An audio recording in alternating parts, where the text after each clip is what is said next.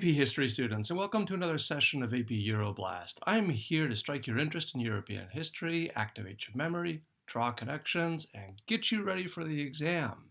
Today we're here to look at the main causes of World War I. Why the air quotes and all caps? Stick around to find out. Let's start by connecting our recent study of imperialism to World War I. In our previous session, we saw how Europeans entered a debate on empire. We also saw how they developed a loss of confidence in objective knowledge and a relativism in values, and how different it was from the certainties that they had in their realist and materialist views. The carnage of World War I added to this loss of confidence in objective knowledge and led modernism to grow. Here's why. The Battle of the Marne gives us some idea of how shocking the casualty rate was. Before then, the highest casualties Europe knew in war was in the Napoleonic Wars. Estimates range from 3.5 to 7 million, but they took place over all of Europe over the course of 12 years. In September 1914, over 500,000 people were wounded or died in one region of France, the Marne River Valley, in less than a week. The reasons for the new scale of bloodshed are obvious. Industrialized power, Germany versus Great Britain and France, fought each other with industrialized weapons. More weapons were made more quickly and killed more effectively than the weapons of the past. But why did World War I begin? Here are the main reasons: militarism, alliances, imperialism, and nationalism. To be ready for the exam, memorize this acronym and be ready to provide one or two examples from each part. We'll focus mostly on alliances and nationalism, but let's go through them one by one. Militarism. In this chart, we can see the arms buildup of the major European powers in the decades leading up to World War I. Total expenditures rose 4 times over between 1870 and 1914. Each of the powers increased its arms budget significantly, but Germany was far ahead of the others. The buildup was seen by opposite sides as a direct threat. As tensions grew, so too did the cost and the likeliness of war. Here we see the alliances of the opposite sides of World War I. On the one side, the Entente powers, Russia, where I'm sitting, and Great Britain and France. On the other side, between the Entente powers, were the Triple Alliance powers, Germany, Austria, and the Ottoman Empire. These alliances formed well before the outbreak of World War I, and they really started with the unifications of Italy and Germany in 1870 to 71. Their unifications completely changed the balance of power in Europe, and with it, everything else. Here's why. As new countries, Italy and Germany had their own interests which were not always compatible with the interests of older countries.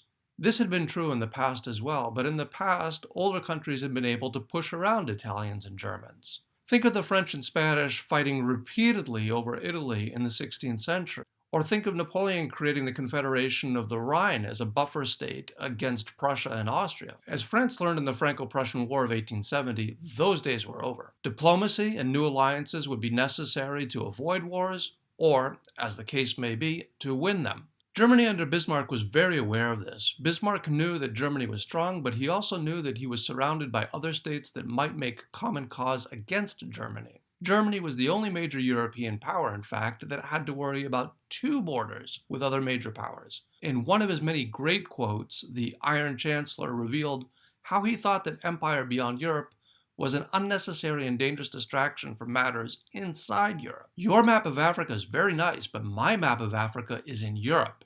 Here's Russia, and here's France, and we are in the middle. That is my map of Africa. That is why he formed the Triple Alliance in 1882 with Austria and Italy, 32 years before the outbreak of World War I. This cartoon on the right makes clear who the dominant power was in this alliance, which was simply a follow-up to another alliance with Austria. Bismarck was equally anxious to ally himself with Russia in order to prevent France from making a similar alliance.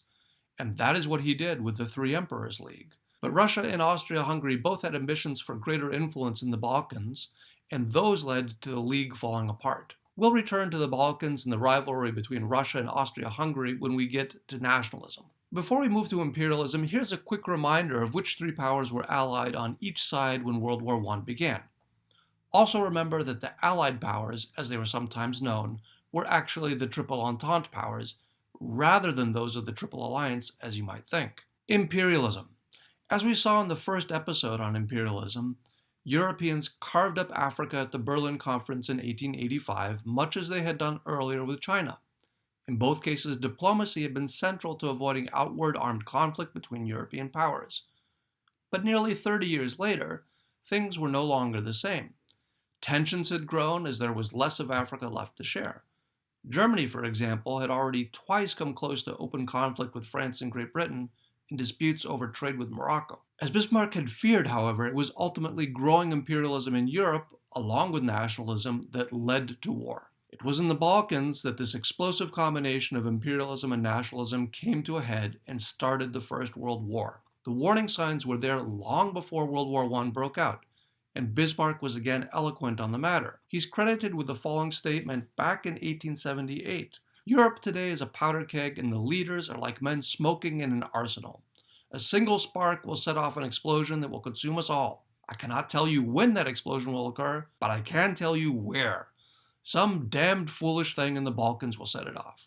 So why were the Balkans such a powder keg? Let's look closer to find out. The region's divisions were practically as old as human settlement, and time had only made those divisions deeper. Then, as now, the Balkans were just as much divided by ethnicity and religion as they were by the Balkan mountains that crossed it. 2,000 years of foreign rule, Roman, then Byzantine, and finally Ottoman, increased the differences that geography had created. When those empires had been strong, they'd been able to keep the Balkans together. But when the empires weakened, the Balkans tended to fragment. Such was the case in the late 19th century. By 1911, the Romanians, Bulgarians, Serbs, and Montenegrins had all gained independence from the Ottoman Empire. But what truly made the matter complicated was that the expanding empires of Russia and Austria-Hungary both sought greater influence, if not outright rule, over the region. You can see from the maps here how much they had both advanced by 1911. Nationalism made the struggle between these two great powers even more intense. The Russians were a Slavic people, just like the Bulgarians and Serbians. Their languages were similar, and they also practiced Orthodox Christianity. All three believed that they should be allied politically because of their shared ethnicity, a belief known as Pan-Slavism. Pan-Slavism also led them to seek to extend their rule over other parts of the Balkans, such as that green and pink area on the map, Bosnia-Herzegovina, where Slavic Orthodox Christians were ruled over either by non-Slavic or by non-Orthodox Christian people. The Austrians were a Germanic people. There were no Germanic people in the Balkans, but for the Austrians there was nothing particularly unusual about this. They had a long history of being a ruling ethnic minority that dominated, or as they like to think of it, brought together other ethnic minorities. Czechs, Hungarians, Poles, and Italians, just to name a few, had all been part of the Austro-Hungarian Empire and the Austrian Empire before that. On the other hand, the Germanness of the Austrians had been growing increasingly important to their alliance with the stronger German Empire. The Balkans experienced four related crises between 1878 and the outbreak of World War I. The Berlin Treaty of 1878, the Bosnia Crisis of 1908, and the First and Second Balkan Wars of 1912 to 1913. Each further exposed the weaknesses of the Ottoman Empire and the ambitions of other powers. In the Russo-Turkish War of 1877, Russia gained the regional influence that Great Britain and France had denied it in the Crimean War 20 years earlier. Russia did so by supporting the Bulgarian territorial claims, leading to an enlarged Bulgarian state that was essentially a Russian client. But when the great powers of Europe renegotiated the peace in the Treaty of Berlin, Russia backed down and Bulgaria lost territory to Romania, Serbia, and the Ottoman Empire. Russian expansion was blocked, and Pan-Slavic aspirations were frustrated and simmered dangerously. Within 2 years, the Three Emperors League also came to an end. It had kept Russia and Germany as allies for 7 years, but now the stage was set for future conflict. Remarkably, perhaps, peace endured for another 30 years. 1908 doubled tensions, with both sides advancing their interests. The Bulgarians declared outright independence from the Ottoman Empire,